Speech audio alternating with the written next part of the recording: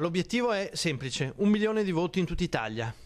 Ci stiamo molto avvicinando. Obiettivo ambizioso, ma la sfida di potere al popolo è lanciata da tempo. Una corsa verso il 4 marzo che non si ferma perché si sente investito dai veri valori della sinistra. Anche in Veneto, dopo la raccolta firme, dopo il gravissimo silenzio nei confronti della lista, la lista sta avvicinando molti giovani, è una lista che fa simpatia soprattutto per il programma. E tra i punti del programma c'è un'attenzione particolare ai temi dell'agricoltura e dell'ambiente. Oggi ci siamo confrontati su una gravissima priorità in Veneto, che è l'ambiente e l'agricoltura.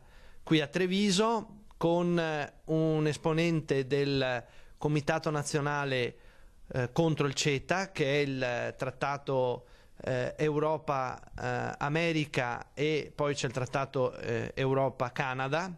Se passassero questi trattati saremmo invasi da cibo spazzatura, avremmo norme sull'ambiente e sull'ecologia molto peggiori. Per questo, dice Schiavon, sosteniamo una campagna per l'agricoltura di qualità e per difendere questa qualità dobbiamo prevedere una fiscalità differente. Altro punto focale, l'ambiente. Abbiamo un problema gravissimo di inquinamento. Le indagini epidemiologiche dicono che aumentano i tumori, aumenta la percentuale anche tra i bambini in età scolare, ci sono problemi di aria, ci sono problemi di inquinamento dell'acqua, pensiamo ai PFAS. Queste sono delle priorità fondamentali.